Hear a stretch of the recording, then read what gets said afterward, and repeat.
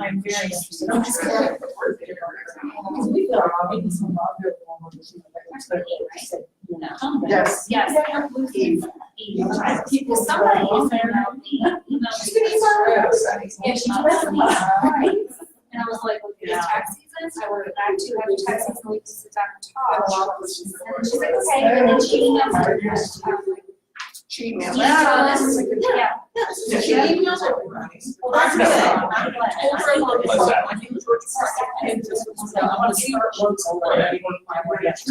Yeah. We thought we'd be great. 75 showed up. She.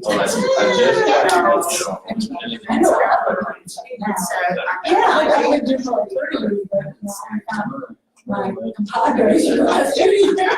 This is where I'm going to be like, yeah.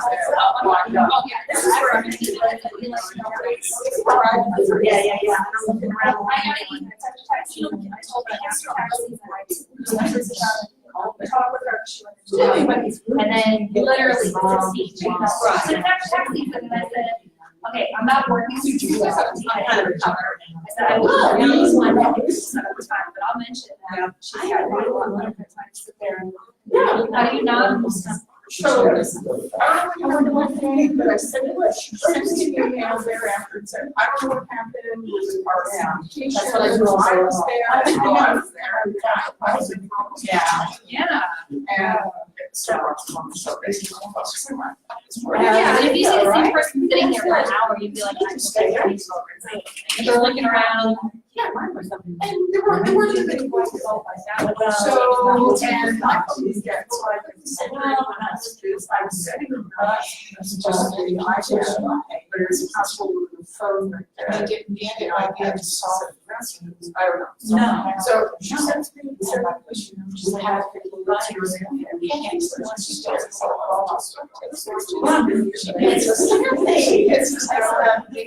Photography ones like that. Just to stop building. Nope. Give me somebody else. Yeah. If you're gonna respond, and just like, what they need to be done. It's not me. Nobody really knows technology. I'm not the executive.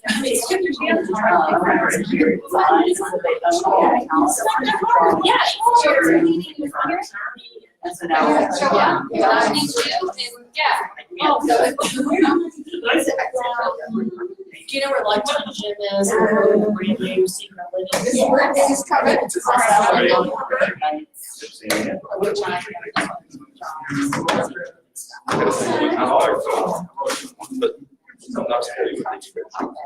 Do tell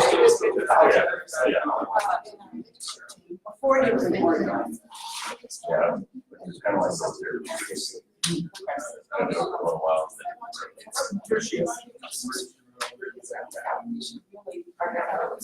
Oh, I do too. I think you're getting. And then I saw your thing. And I'm like, well, not on my part. So she doesn't yell at me anymore.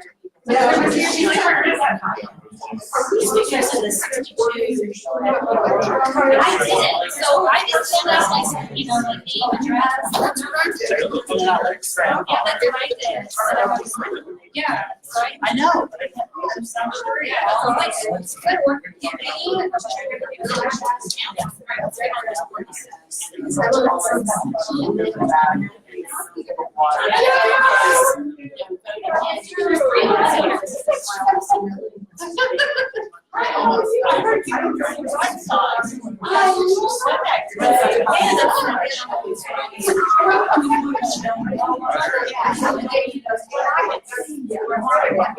Hands are good too. But that's literally what I use all the time.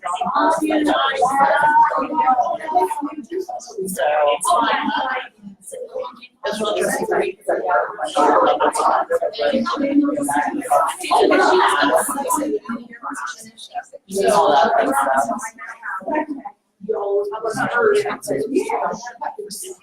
And I'm not going to anymore. Oh, you're sure.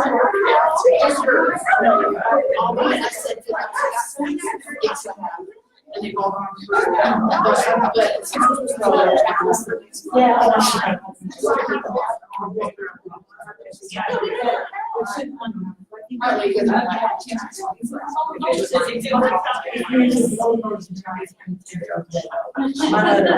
No matter what. Yeah. Yeah, she's still. So what did you find out? So then people say, "Well, we don't want to go back."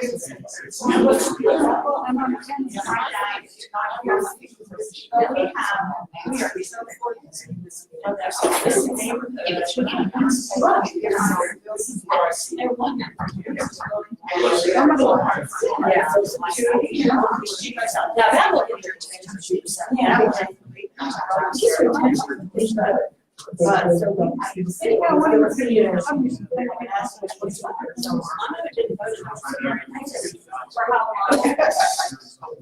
You tried for a while. How are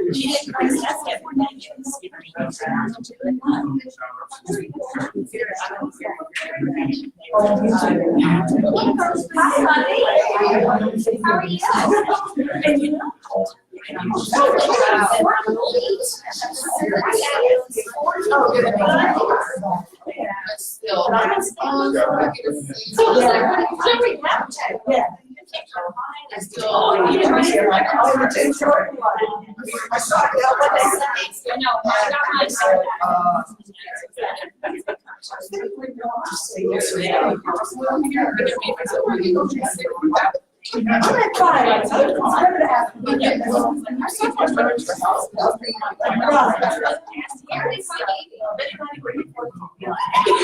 All of like it down. And our garage. Water. It's not. I don't think.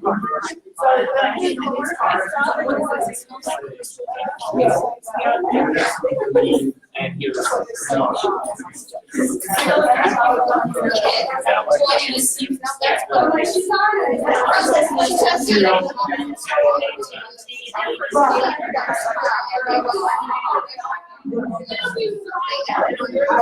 Yeah. It'll be like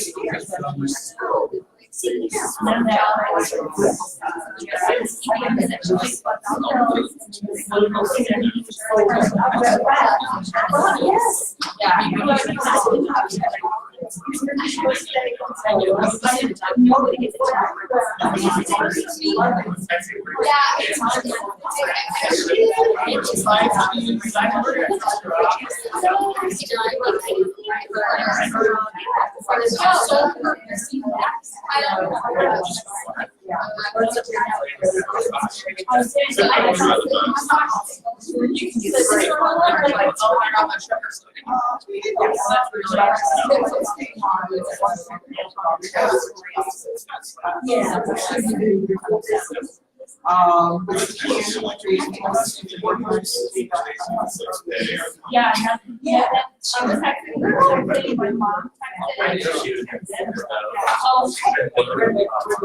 I will.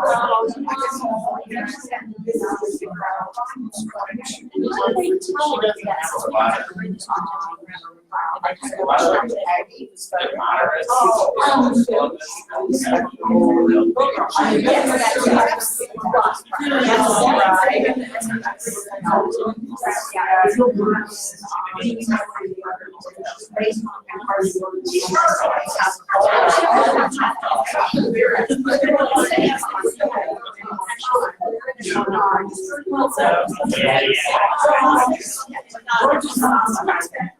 was like,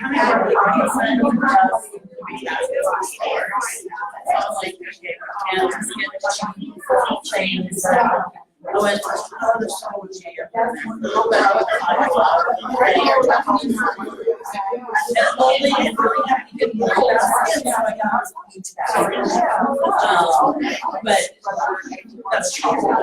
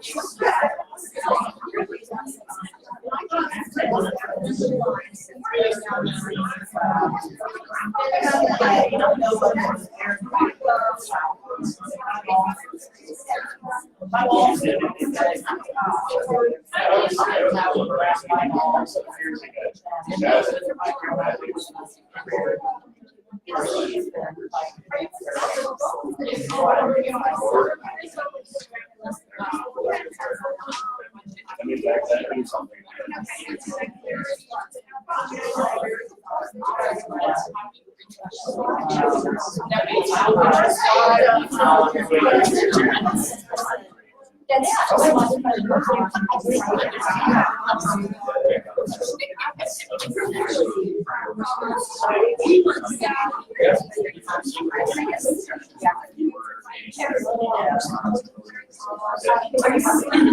That's why I wanted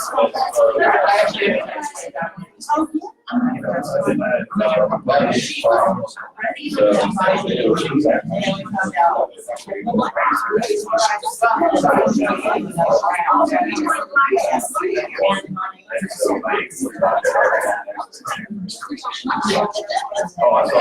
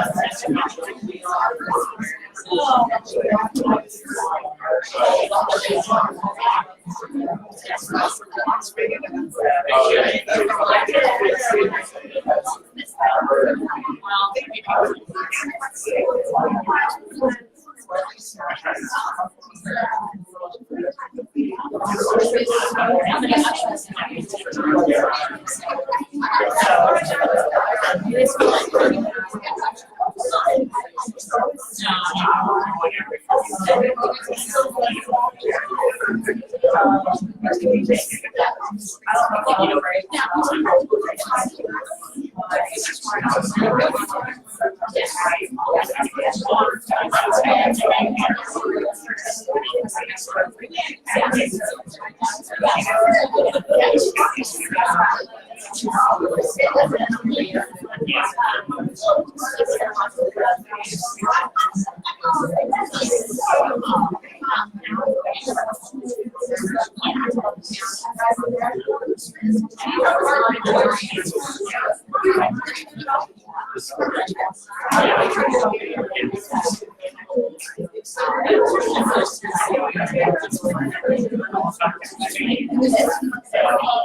Just a matter of time.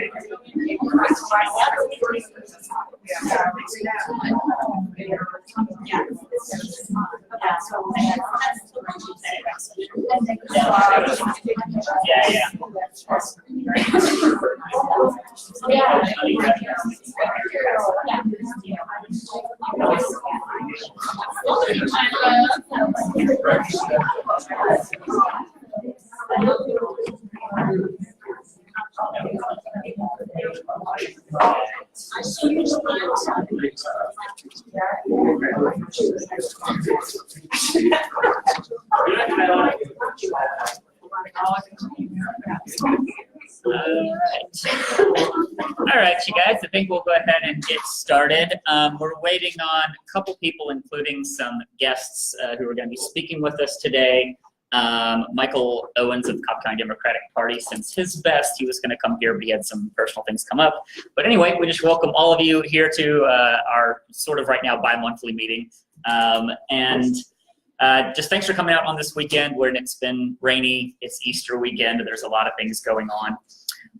But right now, we're kind of reaching this key point. All of us have been pretty busy for the last couple months. A lot of us have been involved with a lot of different groups dealing with major bills coming through the Gold Dome.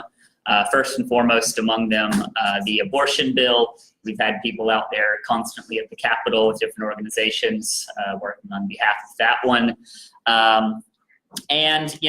We might be done with that part of the legislative session, but there's still a lot going on right now, a lot to be done, a lot to deal with coming down the pipeline in our state, and a number of different pending lawsuits and things of that nature that are also going to be in the mix very soon. So as we're starting to look towards 2020, really in some ways 2018 was a boot camp for us. I'm going to be passing around this sign-up sheet in just a minute for our third time at the Juneteenth Festival. And it's kind of incredible to me that we're having our third time at the Juneteenth, because it kind of just indicates how long this group has been going, how long we've been doing what we've been doing. Because honestly, you know, there are plenty of other grassroots groups like ours that have done amazing things. But after 2016 and after the election, a lot of grassroots groups popped up all over the place. And a lot of them have kind of faded away, or, you know, have been consolidated in other groups and things like that.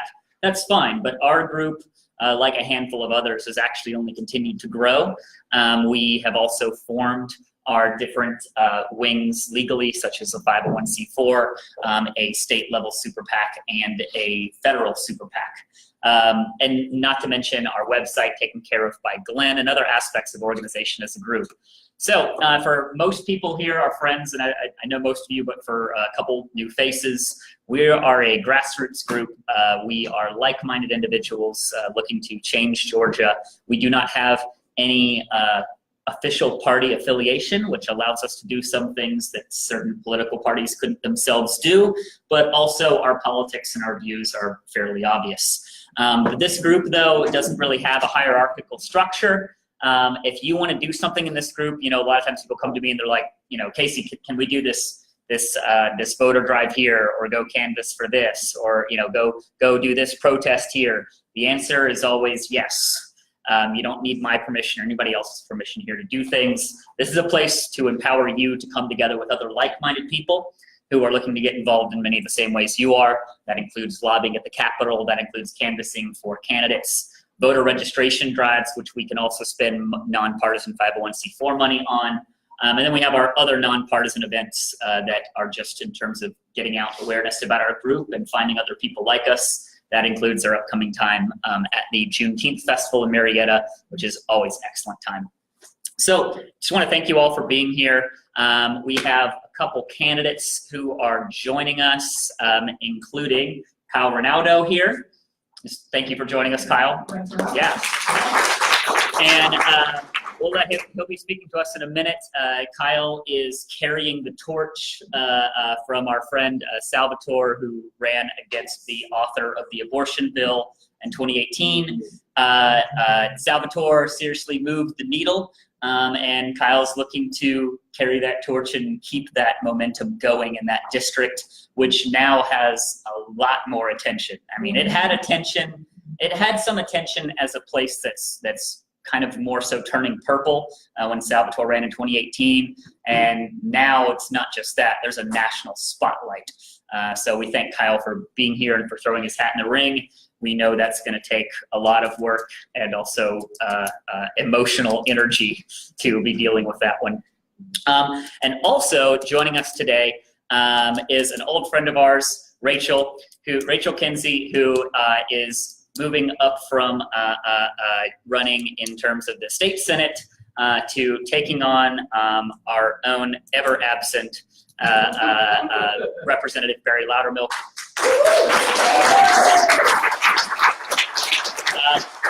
Same story there, in that Rachel is carrying the torch from Flynn Brody, who hopefully will be here in a little bit as well. But Flynn Brody moved the needle significantly in 2018 in terms of prior elections. I mean, basically that seat was essentially a wash for the Republican Party, and Flynn Brody really moved it. And now we want to keep that momentum going, and Rachel is up for the task. So we'll just go ahead and get into listening to our guest speakers here, and I'd just like to welcome Rachel Kinsey.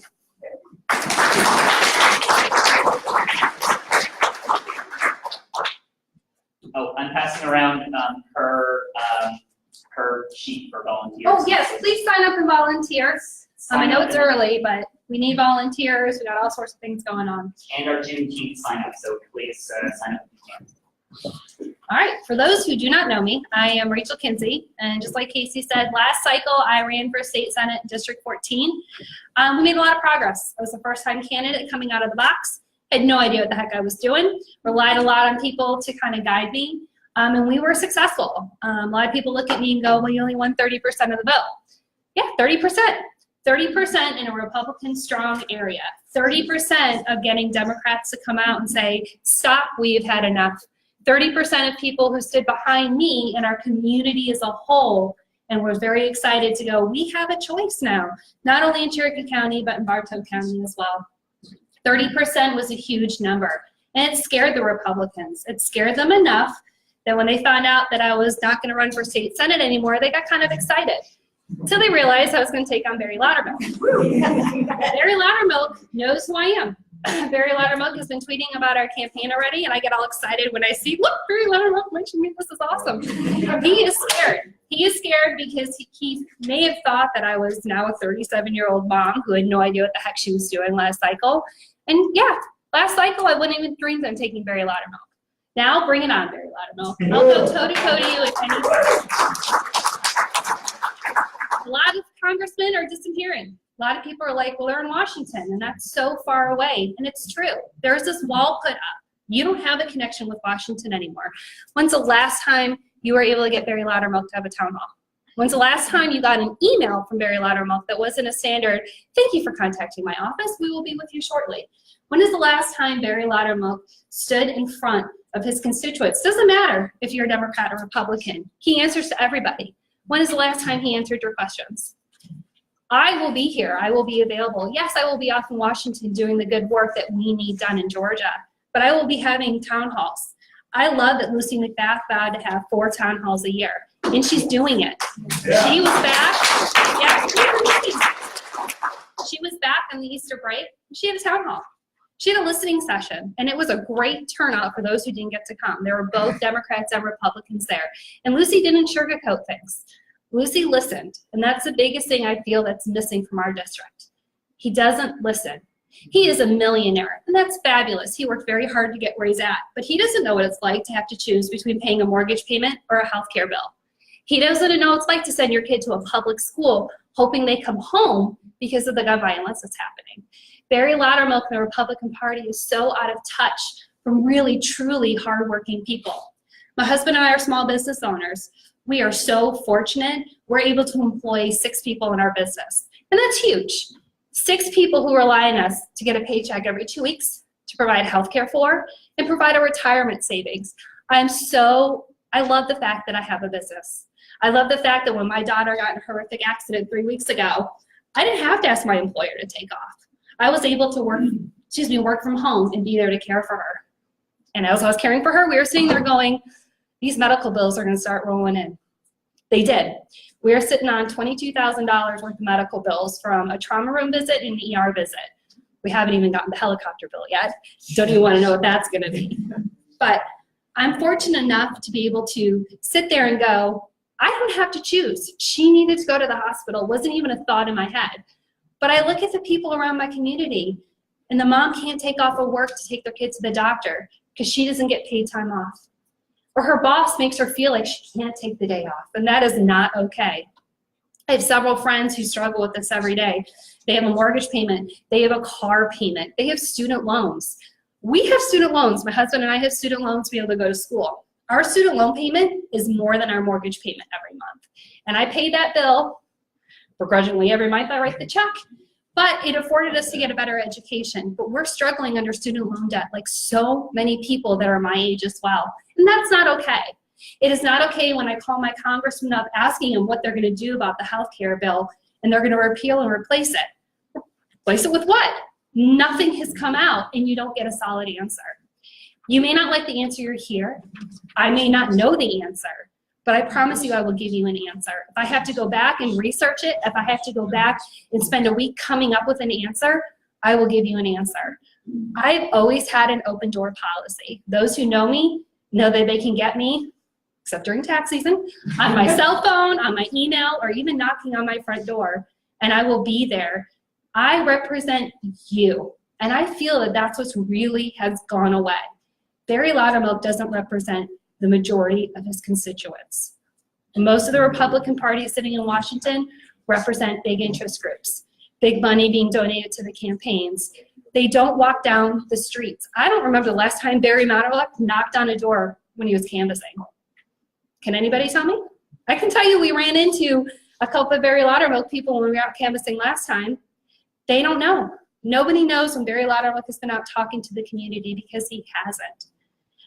I may not agree with everybody on policy. I may not agree with everybody on where we stand for morals and religion and the economy, but it's my job to listen, and it is my job to take what everybody needs and come up with a plan together. We need to bring Washington back to our communities. We need to make sure that our Republican people hear us. They know we're here. We made a huge, huge move in 2018. The Republican Party is scared. Barry Loudermilk is soliciting for campaign donations already. When's the last time he's done it this early in the game? He's never had to. Barry Loudermilk is putting out bad things about my campaign because he knows that I listen. He knows that I care. For those who really know me, I would give you the shirt off my back, whether you and I agree on a policy. But I bet you, me taking my shirt off and giving it to you, we will walk away from that conversation agreeing on one issue. One issue, and that will build from there. Please, in order to be, we're never gonna out fundraise Barry Loudermilk. We can't. And those who think we can, that's delusional. I'm sorry. We're not gonna be out fundraising, but what we can outdo is we can outwork him. Those who were with me last year knew we hit on over 10,000 doors. We did not fundraise, and whatever money we came in the door, we made it work. We made a difference. I need people to put their shoes on the pavement. I do need people to open their checkbooks and donate to the campaign. We do have to spend money. We do have to advertise. We have to be able to get through our communities and go around and have town halls. I need people to volunteer, whether it's picking up the phone and calling, whether it's writing a postcard, or it's getting people, hey, you know what, I can't donate $100, but I know 4 people who can donate $25, and it's working together and building the network. And how we're gonna get there is by working with local candidates and building that network with them, knowing that I'm here to support my Senate district, my House districts, and working together to get the ground game going. If you wanna get a hold of me, everybody knows how. Facebook is the best way. Kinsey, the number 4, Congress is the website. It's not up and running yet. It'll be up and running in a few days. I unfortunately have not been able to put the time into the campaign this early due to work and my daughter's health crisis. But Monday is the ground is hitting running. Monday, expect a phone call from me personally to everybody sitting here going, I need you to lace your shoes up and I need you to write me a check. I need to get the coffers stocked, and we're gonna have a fight ahead of us. We've got 1.5 years for Barry Loudermilk to get out of office. We are gonna do it, and I need your help. That's all I got.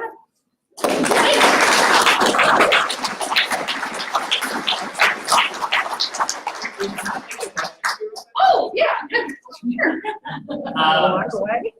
I just wanted to ask, as someone who now has spent an unbelievable amount of time on the ground, you know, literally knocking door to door, and knocking on doors of many Republicans, of many swing voters who could go either way. What would you say in our area is 1 or 2 issues where you feel like you can connect with people who might traditionally vote Republican or go each way, that you're kind of able to reel them in? The 2 biggest issues is healthcare. Everybody's concerned about healthcare. And the biggest concern of healthcare is the pharmaceutical drugs, is the price of drugs have gone up considerably. So getting with somebody who, everybody either take over-the-counter medication or prescription medication, you can get with somebody and go, look, we need to figure out a real solution to healthcare. I don't know what that looks like. And I'm not gonna stand up here and tell you this is how I feel. I don't know what a real solution to healthcare looks like, because I need to work with everybody to figure out this is what's gonna work. It's not gonna work for everybody at some point, but we're gonna get a solution on the table. So healthcare is one. There's a couple other ones that last time when I was hitting on doors, I still think are gonna be very relevant this time. Immigration, I think, is really gonna surprise people. I think that's gonna become one of the forerunners. And immigration needs to be fixed. Yes, there is a crisis at the border. There really is. It's a humanitarian crisis. Putting up more wall is not going to fix it. We need to get more federal judges to hear the immigration claims and get people through faster. So that's going to be one of the big crises, the other thing. And the other thing is going to be gun safety. That's going to be huge. I think a lot of the factors why everybody knows it was 20 years ago today that Columbine happened. I was a junior in high school when that happened. Parkland happened. I mean, you can sit there and name all the things that happened, but what's amazing to me is what New Zealand did. New Zealand came together and they came up with an amazing gun policy 36 hours, and it passed. But those are the three big things: immigration, healthcare, and gun safety is going to be the three big things. Yes, and I am a defender of the Second Amendment, for those who do ask. I believe we need to come up with responsible gun laws, protect responsible gun owners. There are several, I know people who own a gun and they're smart. They lock it up, they take safety classes, so that's something I'm looking to do. Any other questions while I'm up here? Yes, ma'am. What is your position on the environment? Oh, our planet's dying. I'm a big environmentalist. We got to come up with something. I think that the plan that AOC came up with was fantastic, and the fact that it got the conversation started. It's a really tough conversation needs to happen. We need to figure out what's going on with EPA. We need to get the clean laws. We need to get the clean water back in the store. We need to get regulations back in place. Deregulating is not going to be the answer. So I am full forward trying to work to coming up with her version of the Green New Deal, coming up with something that will work. So. Okay, you know the 11th district pretty well. Okay, are you going to pay attention to any particular part of the district? No. Are you looking for the whole thing? I'm looking for the whole. County, yes, I'm going to be spending time. Every area needs to have time spent in. And last cycle, what we learned when I was going through was, yes, there are some areas that, I don't need to worry about visiting as much because the votes are going to be there. And I still felt it didn't matter. So my plan is to come up with an amazing ground game. I've got an amazing field director who's going to be working on that. There's an amazing task force for 11 that I'll let Jerry talk on. Every area needs to be visited, whether it's a blue area, purple area, or red area. And I need to be going around, and that's how you hear from your voters. That's how you hear from your constituents, is visiting all aspects of the 11th. Any other questions? Oh, awesome. Thank you. Oh, you're welcome. Right. So I find it kind of incredible that Barry's already talking about your campaign, because he largely ignored Flynn Brody's campaign like as a tactic, except for every now and then kind of tacitly mentioning it, including saying that our group was going to use super PAC money to funnel to Flynn Brody's campaign, which would have been illegal. So that's just not true. But otherwise, he didn't really mention Flynn Brody's campaign.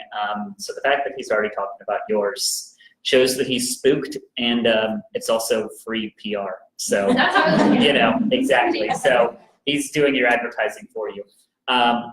So our next guest is first time speaking with us. And like I mentioned earlier, is throwing his hat in the ring in a state level race that already has national attention. So just want to thank and give a round of applause for Kyle Rinaudo.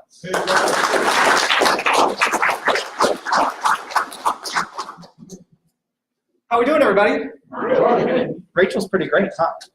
Yeah, she's pretty fantastic. So first of all, this isn't a mic, but I'm going to make it look like a microphone. There we go. First of all, thank you for having me, and thank you for the work that you do. This is the first time that I've spoken in front of you, but it's certainly not the first time that I've spoken about you. The work that you do and the reputation that Indivisible has all across the state is pretty remarkable. So thank you for being here. Thank you for continuing to stay engaged in an off year right now, and I hope you're ready for the next 20 months, because we're just going to keep ramping up our efforts to win these districts. So. Buckle up, absolutely. So since this is the first time I'm here, I want to go over three things today. I want to introduce myself, let you know who I am. I want you to know what's important to me and why I'm running.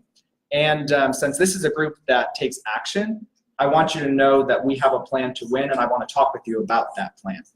So first of all, who am I? Well, my name's Kyle Rinaudo. I'm from Ackworth, Georgia. I'm an Ackworth native. I went to North Cobb High School. My mother went to North Cobb High School. We had two of the same teachers. It was a bit strange, but that's okay. So we've been in this area quite a long time. And over those many decades that my family has lived here, it's fair to say, just as you all have seen, our area has changed quite a bit. It's grown quite a bit. And more importantly, the opinions we have are quite a bit different than the 1960s in Georgia and in Cobb County. But in the same time, we haven't seen our representation change. And so I decided in 2018 that I was going to run to challenge a 15-year incumbent in State House District 35 because I thought that we deserve representation that actually spoke to our values. We were not successful in that campaign. As you know, Salvatore won, but Salvatore came within 1,000 votes in that district last November. What that tells me is that State House District 35 is a liberal district with a conservative representative. That's why this year we're starting right now to make sure that we can win next year. Yeah, so the things that are important to me, the things that wake me up in the morning and the reason that I want to run, are first of all, healthcare. That's something that the state government has a big role in, but our state representatives seem to be passing bills that favor the hospital industry, the pharmaceutical industry, rather than making it more convenient for our costs to go down in terms of healthcare. And they seem to take every opportunity possible to scare us into thinking they're going to pass legislation that's going to raise our premiums or raise our deductibles, make healthcare less accessible. Those are things that our representatives simply shouldn't be doing. And so we need somebody in office who's a member of the community and who's willing to fight for the other members of the community. Another thing that's very important to me is the environment. I'm glad to hear that we had a question to Rachel about that. Climate change is the defining crisis of our lifetimes. And me, as a pretty young guy, I think that it's incredibly important that my generation get involved in politics because we're creating the world now that my generation is going to inhabit for the next 50 years. So the reason that I decided to run and the reason that I'm running again is because we need more young people involved in politics. We need more people who are young and engaged, ready to make this difference and ready to create a future that's actually sustainable in this state. The other things that are important to me, obviously, are the bills that this legislature seems to want to be passing. We all know Ed Setzler's signature achievement a few weeks ago was House Bill 481, which outlaws abortion after 6 weeks. Now, I don't need to tell you that that will be a death sentence across the state if it's enacted. And in Ackworth, we deserve better than a representative who's going to impose his own religious beliefs on the rest of our state, on the rest of our community, and do great harm to everybody across the state. We simply deserve better. So those are just 3 things. I'm happy to take more questions about other things that I stand for and anything that you think is important, but those are 3 things that I think are important right now. And before we get there, I just want to talk about briefly kind of our plan to win. So as you know, Salvatore knocked on a bunch of doors last year. He did a really great job of keeping that energy, involved, and that's how he came within 1,000 votes.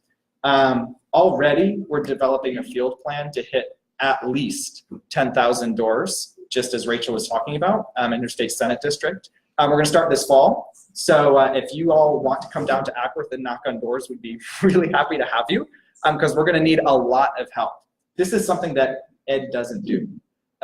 He's very proud that he takes a lot of photos knocking on doors, but he and his team don't generally hit the doors. And I think that if we communicate enough to the people of our district that they have an option and that we're going to offer fresh representation for the district, I think we have a really great shot of turning out lots of new voters.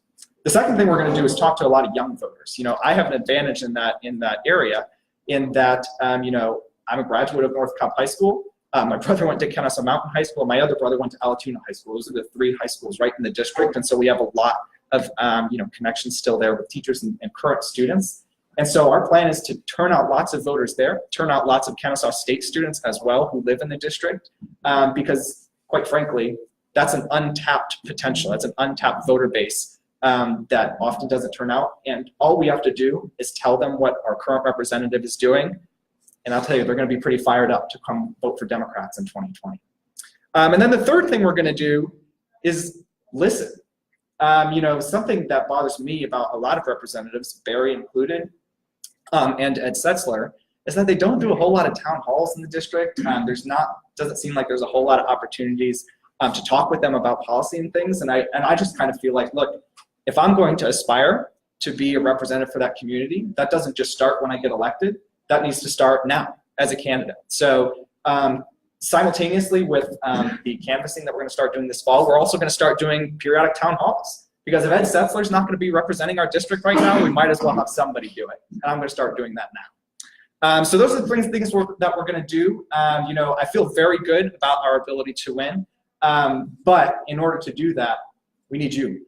We need y'all to come out and volunteer. We need lots of fundraising dollars. And we've got the energy on our side, and we can definitely win this seat next year. So I thank y'all for the work that you do. Any questions just about me or anything? Go for it. Yes, ma'am. Yeah, I would like to know how you feel about the obvious voter suppression that's going on in the state. Yeah, absolutely. So funny enough, Do about it. yeah, well, I mean, the first thing they have to do is anytime, some part of your body is bleeding, you have to stop the bleeding. And it seems like what the current politicians we have in office just want to keep siphoning off votes and keep making it more and more difficult for us to vote. House Bill 316, which is the bill that buys this new voter system that is incredibly hackable, unsecure, not accountable to the people. Ed Setzler was one of the main proponents of that. Before that, last year in the 2018 session, he was one of the main proponents of the barcode printed ballot system then. I don't have to tell you, but I can't read a barcode. I'm not like Pete Buttigieg. I don't speak that language. And so what we need is paper ballots, right? We need a paper ballot system that's accountable to the people and that we can actually audit. Now, that just stops the bleeding, right? So if we elect progressives into office, and especially if we replace Ed Setzler, that's what we can do on day one. Just stop the bleeding, stop this effort to stop people from voting. But then we need to take another step. When I say this all the time, but we need to change kind of the paradigm we see in terms of voter turnout. When we see 50% voter turnout, we all cheer, right? We think that's really great. But if you go to Australia, if you go to Argentina, if you go to some of these other countries that really value their democracy and don't take it for granted, they regularly get over 95% voter turnout in every election, municipal elections and federal elections, things like that. That should be our goal. And so the way we get there, I think, is by automatic voter registration. If the IRS can find you, surely they can also make it easy for me to register to vote. And so I think that as soon as people turn 18, we should be registered to vote. We should make vote by mail even more accessible so that if you can't get to the polls on polling day, you have an opportunity to express your voice. So those are the two things, right? We got to stop the bleeding. We got to stop the gerrymandering and the obvious voter suppression that the politicians in power are doing now. And then the next thing we have to do is make sure that everybody has an opportunity to exercise the vote. So thank you for that question. That's important to me. Yes, ma'am. Hi.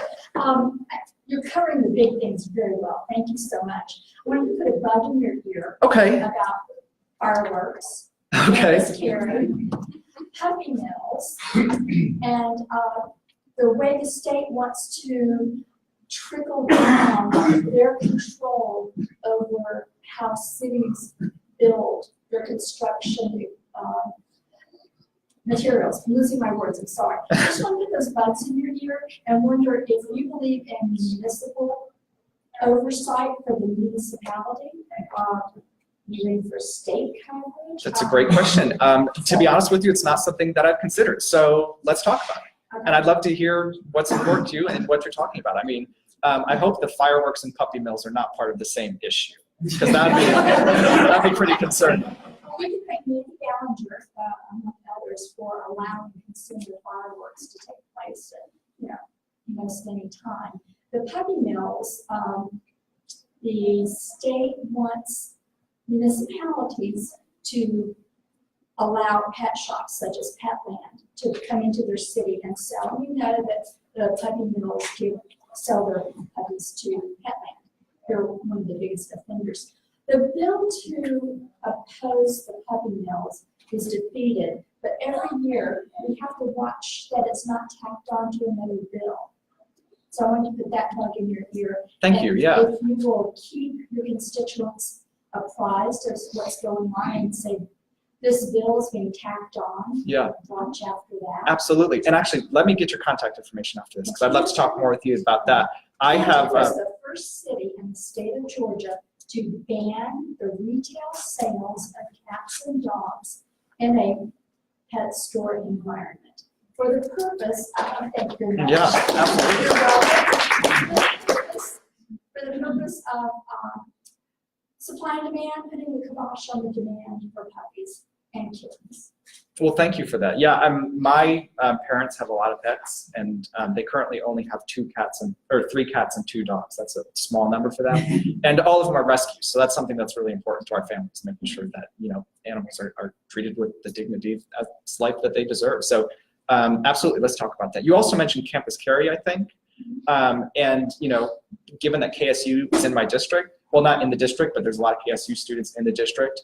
And given that I'm only a couple of years removed from my own college graduation, that's something that is incredibly personal to me. Back in high school, actually, I took part in this C-SPAN documentary series, and they asked, what is the most important issue that Congress should take up?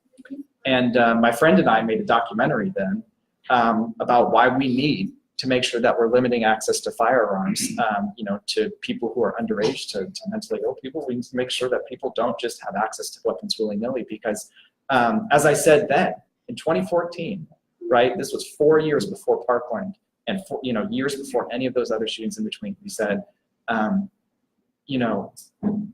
Columbine, which the anniversary was just the other day, just today, I think.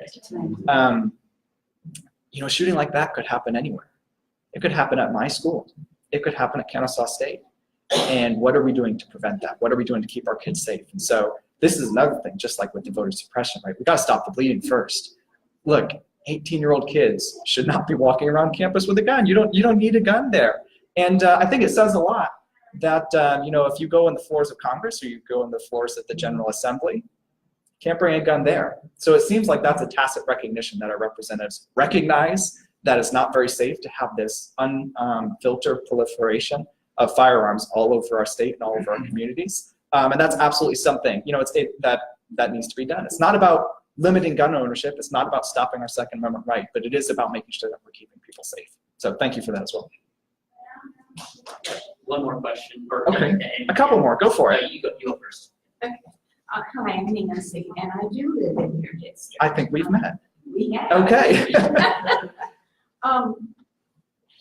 This isn't talked about very much either.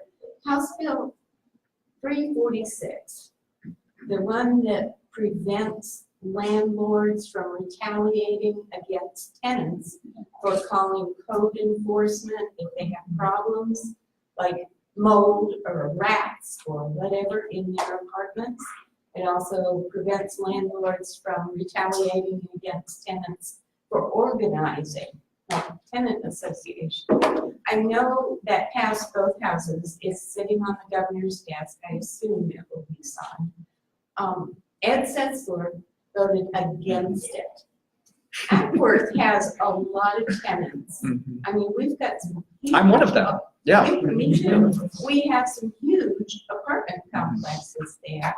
Do you know how that's going to affect, or if Atworth was part of the problem, and how's it going to affect us? Well, I must admit that this is the first time I'm hearing of this in detail. So it sounds like from your explanation that there would absolutely be something I would support. And it also doesn't surprise me that it's something that Ed doesn't support. Because it seems like our current representative takes every opportunity to miss an opportunity to help our district. It reminds me of, a few weeks ago on the closing day of the session, a bill which allows medical marijuana, to be cultivated and used in this state for the benefit of children with seizures, right? I mean, this is a real medical issue. Ed voted against that too. So he has kind of this long story of taking it to an extreme and not representing the good of our district. So for your bill, I mean, it sounds to me, I can just talk about how it would affect me. Like if I can't, go to my landlords and say, hey, this is a problem without fearing retaliation. If I can't have the opportunity to organize as a tenant association for the betterment of us, I mean, that hurts me. That hurts my family. That hurts the people, my neighbors, right? And so those are things that we need a representative who gets that. We need a representative who's going to actually fight for real people. That's quite literally why I'm running. That's why it's important that we have folks like us, turning out to vote and knocking on doors to make sure that that happens and make sure that people are educated about his voting history. Yeah, so thank you for that. Yes, sir. Yeah, one more question here. This is just kind of talking shop and strategy as we go into 2020, but kind of bouncing off of something we mentioned with Rachel, Barry Loudermilk largely ignored Flynn in the last election, except for a few things. I mean, obviously sending out more mailers and things like that. Now he's kind of changed tactics and is more so going after his opponent. Ed also, too, largely ignored Salvatore, much to his detriment, because we see how close he came.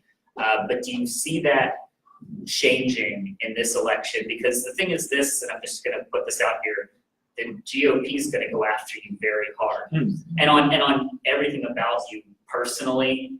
I think the best example of this would be Josh McLaurin in House District 51, who flipped that one. He's not in our congressional district, but nearby to us.